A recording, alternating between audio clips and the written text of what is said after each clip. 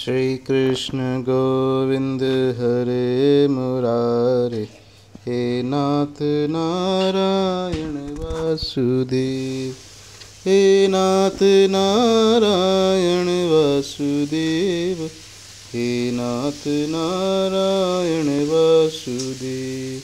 श्री कृष्ण गोविंद हरे मुरारे, हे नाथ नारायण वासुदेव।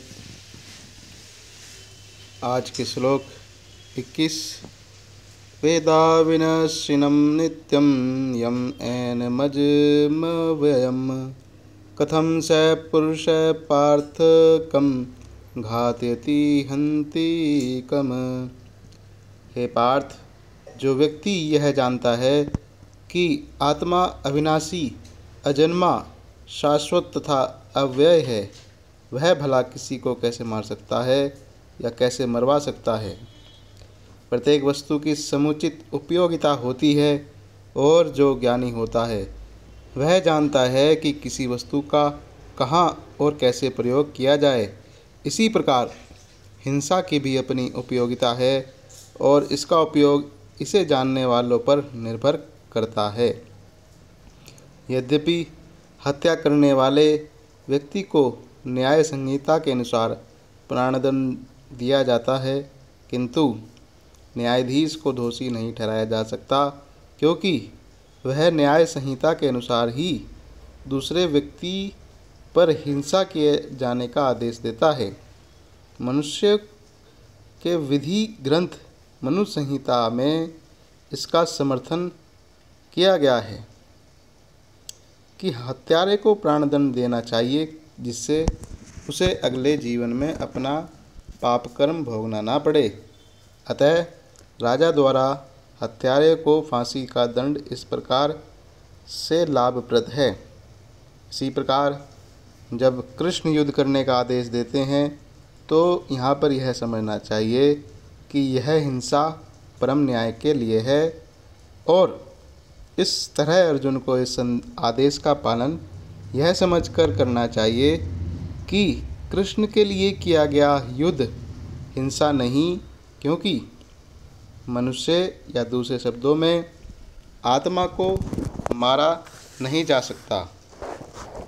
अतः न्याय के हेतु तथाकथित हिंसा की अनुमति है। शल्य क्रिया का प्रयोजन रोगी को मारना नहीं, अपितु उसको स्वस्थ बनाना है। यहाँ पर शल्य क्रिया का शाब्दिक अर्थ है आज के समय के अनुसार किसी रोगी का ऑपरेशन करना। अतः कृष्ण के आदेश पर अर्जुन द्वारा किए जाने वाला युद्ध पूरे ज्ञान के साथ हो रहा है, उससे पाप फल की संभावना नहीं है। श्लोक 22। वांसांसि जीर्णानि यथा निवहाय नवानि गुहाति नरोपराणि, तथा शरीराणि विहाय जीर्णान्ये ज्ञाने संयाति नवानि देहि। जिस प्रकार मनुष्य पुराने वस्त्रों को त्याग कर नए वस्त्र धारण करता है, उसी प्रकार आत्मा पुराने तथा व्यर्थ के शरीर को त्याग कर नवीन भौतिक शरीर धारण करता है। यहाँ पर अणु आत्मा द्वारा शरीर का परिवर्तन एक स्वीकृत तथ्य है।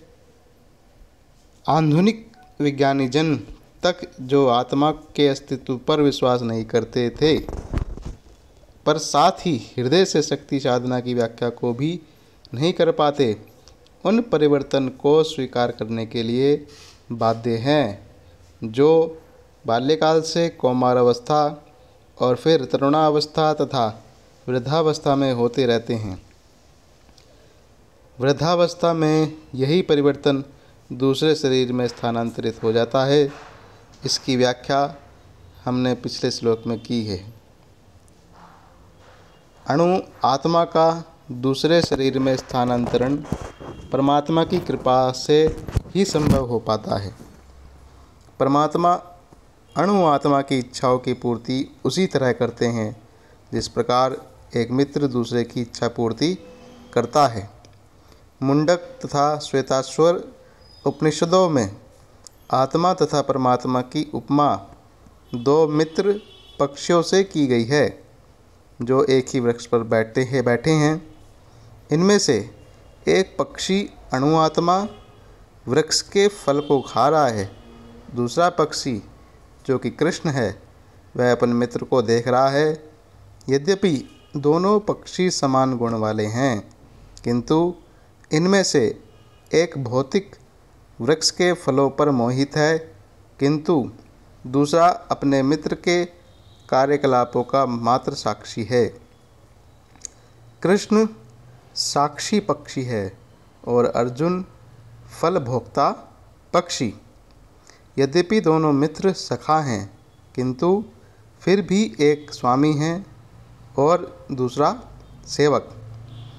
अणु आत्मा द्वारा इस संबंध की विस्मृति ही उसके एक वृक्ष से दूसरे पर जाने या एक शरीर से दूसरे में जाने का कारण बनती है।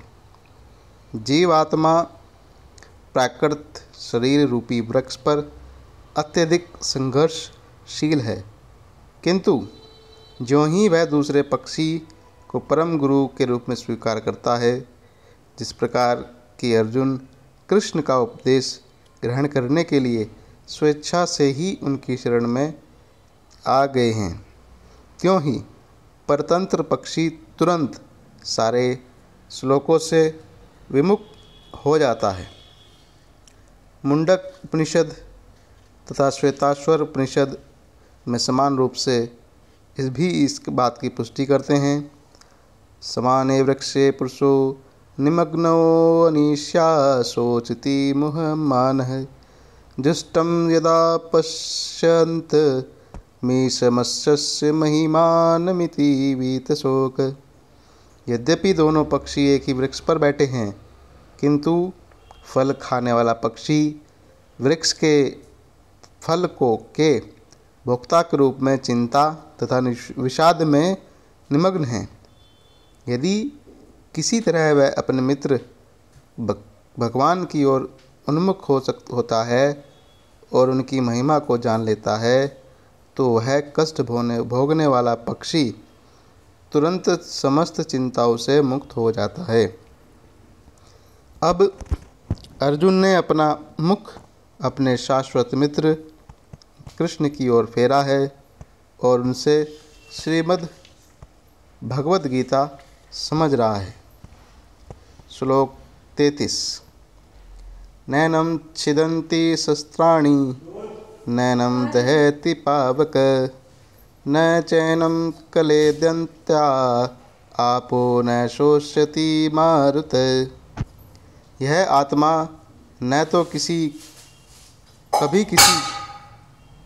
कभी किसी शस्त्र द्वारा खंड खंड किया जा सकता है, न अग्नि द्वारा जलाया जा सकता है, न जल द्वारा भिगोया या वायु द्वारा सुखाया जा सकता है।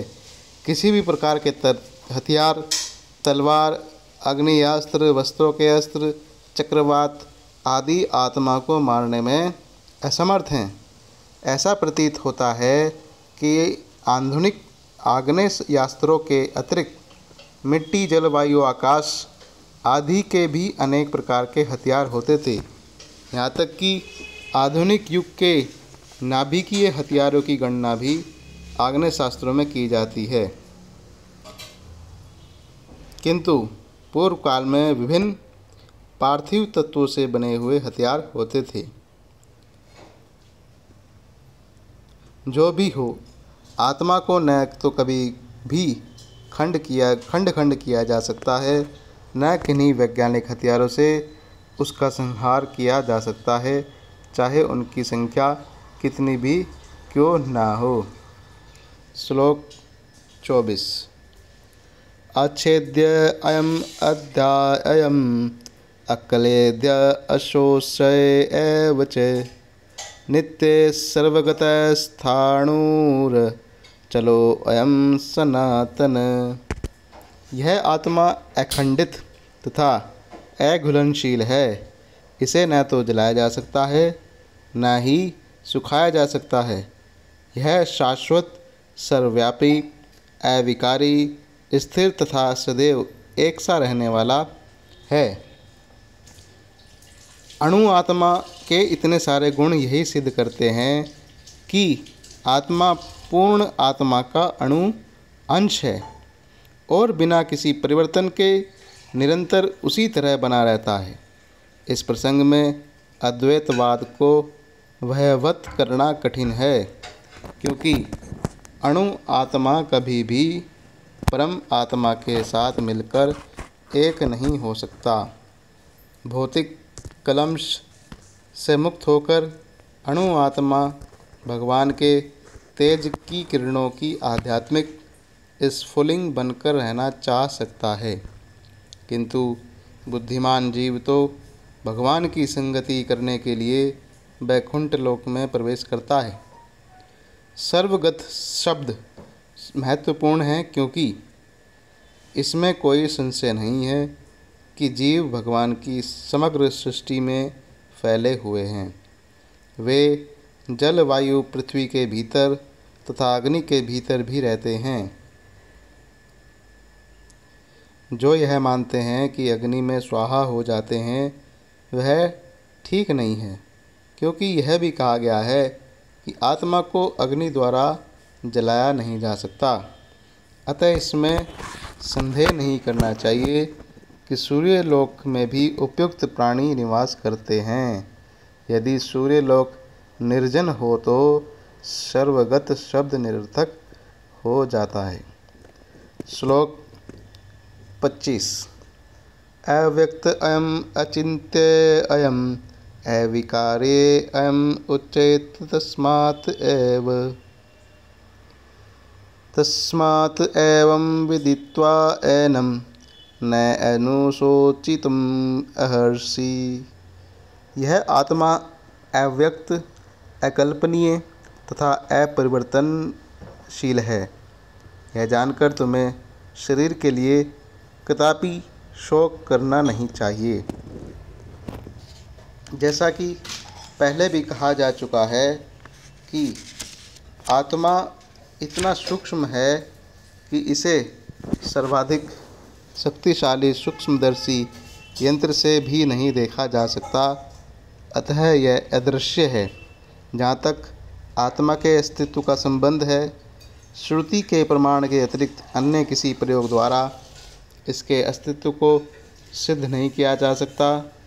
हमें इस सत्य को स्वीकार करना पड़ता है, क्योंकि अनुभव गम्य सत्य होते हुए भी आत्मा के अस्तित्व को समझने के लिए कोई अन्य साधन नहीं है। हमें अनेक बातें केवल उच्च प्रमाणों के आधार पर माननी पड़ती हैं। कोई भी अपनी माता के आधार पर अपने पिता के अस्तित्व को अस्वीकार नहीं कर सकता। पिता के स्वरूप को जानने का साधन या एकमात्र प्रमाण माता है। इसी प्रकार वेदाध्ययन के अतिरिक्त आत्मा को समझने का अन्य कोई उपाय नहीं है। दूसरे शब्दों में, आत्मा मानवीय व्यवहारिक ज्ञान द्वारा अकल्पनीय है। आत्मा चेतन है और चेतन है। वेदों के इस कथन को हमें स्वीकार करना चाहिए। आत्मा में शरीर जैसे परिवर्तन नहीं होते। मूलतः अविकारी रहते हुए आत्मा अनंत परमात्मा की तुलना में अणु स्वरूप हैं। परमात्मा अनंत है और अणु आत्मा अति सूक्ष्म है। अतः अति सूक्ष्म आत्मा विकारी होने के कारण अनंत आत्मा भगवान के तुल्य नहीं हो सकता। यही भाव वेदों में भिन्न भिन्न प्रकार से आत्मा के स्थायित्व की पुष्टि करने के लिए दोहराया गया है। किसी बात का दोहराना उस तथ्य को बिना किसी त्रुटि के समझने के लिए आवश्यक है। प्रिय श्रोताओं, आगे के श्लोक अगले भाग में।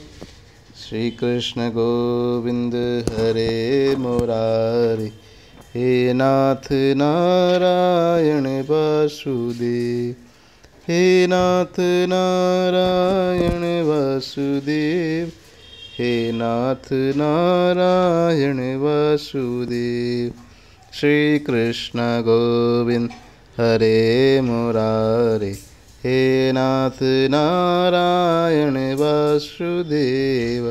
बोलो श्री कृष्ण भगवान की जय। बोलो श्यापति रामचंद्र भगवान की जय। बोलो अपने माता पिता की जय। बोलो गुरुदेव महाराज की जय।